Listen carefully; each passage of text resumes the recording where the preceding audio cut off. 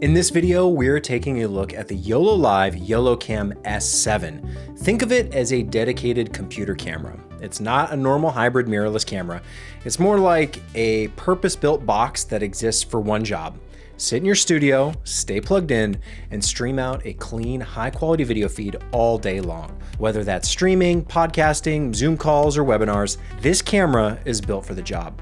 It's a USB camera, but with a proper micro four thirds lens mount, a 4/3 size sensor inside, and no screen, no buttons, no internal recording. You plug in power and you plug in HDMI or USB or both, and that is how you get your video.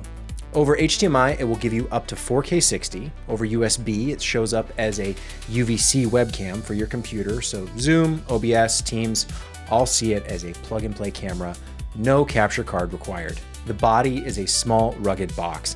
It's built to act as its own heatsink, so it can run 24/7 without overheating. On the front, you get the micro four thirds mount. On the back, you get HDMI out, USB-C for data, USB-C for power, and a 3.5mm audio input.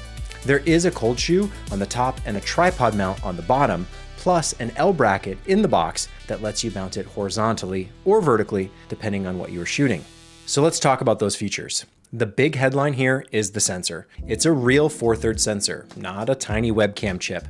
That means better low light performance, better detail, and the ability to get actual shallow depth of field if you put a fast lens on it. Pair it with something like my Olympus 20mm f1.4, and you can get that nice blurred background that you would normally expect from a mirrorless camera, not a webcam.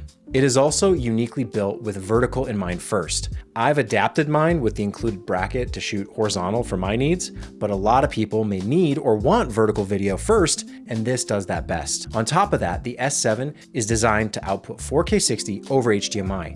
So if you feed it into a YOLO box, an ATEM, or a hardware encoder, you're getting real 4K signal. Over USB, it behaves like a high-end webcam. In most cases, that will be 1080p in uncompressed modes, with the option for higher resolution using compressed formats. Either way, it is plug and play. Your computer just sees it as another webcam source and you are done. Autofocus is another big piece of the story. YOLO Live is using a time of flight sensor on the front of the camera to measure distance. In practice, that means focus is very fast within a certain range. If you sit at a desk and are about a meter away and hold up a product to the camera, it jumps to that object. Then it jumps back to your face when you move it away. It is optimized for that kind of talking head product demo live stream setup. Lens-wise, the camera uses the standard micro four thirds mount, so you can use the entire micro four third ecosystem of primes. Autofocus works best with newer Panasonic lenses, and YOLO Live specifically recommends lenses like the Lumix 25mm f1.7 and the Leica 15mm f1.7. You can mount almost anything in the system, and you can also adapt manual lenses if you want a specific look. That is a huge advantage over fixed lens webcams. You can pick your field of view, your background blur, your overall vibe, just by swapping the glass. Just be careful. Some zoom lenses may not be supported, so stick with small, fast primes and you'll be good. For control, everything lives in the companion software called the Compose app. This is where the camera gets a little different. There are no menus on the body, no dials, no screen, nothing. You plug the S7 into a computer, open the Compose app, and that is where you set ISO, shutter speed, white balance, resolution, focus mode, audio levels. All of it is done in software. The app also has some AI-powered auto exposure and auto color tools if you want the camera to just figure things out for you. If you're a beginner, you can leave it on auto and it will do a decent job. If you're a little bit more experienced, you can switch to manual and lock everything down just like a normal camera. The camera is also built to run forever. Because it has a solid metal body and passive cooling, it is meant for 24/7 streams, churches, lobbies, long events, product live selling, that kind of thing. No batteries to swap, no clips that stop at 30 minutes, no overheat timers. You give it power and it just stays on. On the audio side, there is a single 3.5mm input. You can feed in a shotgun mic, a wireless receiver, or a mixer output, and the camera will embed that audio into both HDMI and USB. There is no built-in mic, so you do have to plug something in, but the upside is you get clean, synced audio and video out over one cable. Now let's talk about some limitations because there are a few important ones. First, this is not a hybrid camera. There's no SD card slot, no internal recording, no still photography. The S7 is a pure live output device. If you want to record, you have to record on your computer in OBS or on a YOLO box or on an HDMI recorder. If you want a camera that can double as your photo body or shoot normal video in the field, this is not it. Second, everything depends on the software. There are no buttons on the camera body, so if you want to change your focus, tweak exposure, or lock your white balance, you need the Compose app or a hardware controller that talks to it.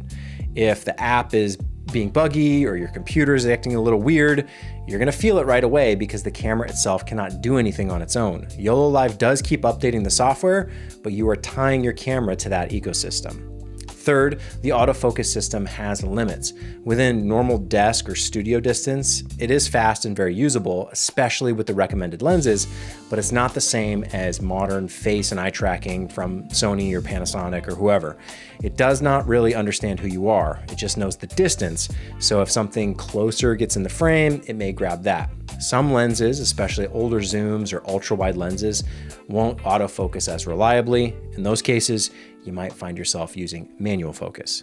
Fourth, there is no in-body stabilization. This is a tripod camera attached to a computer. It's a very fixed setup. Yes, it's a Micro Four Thirds camera, but it isn't a hybrid. The camera is best stationary. And finally, price and niche. The S7 is not what I would call a cheap camera, especially once you include a good lens. And at that price point, you're in the same range as many very capable hybrid cameras that can stream, record, and shoot stills. So the question becomes, do you want a general purpose camera that can also stream, or do you want a dedicated streaming box that is simpler to use and optimized for long sessions? For a lot of people who already own cameras, it might be hard to justify the S7 as a first purchase. For someone building out a studio that will run every day, it starts to make a little bit more sense. If you want similar features but a much cheaper price point, check out the YoloCam S3, as that's more of a classic webcam and more affordable, but still has a larger sensor.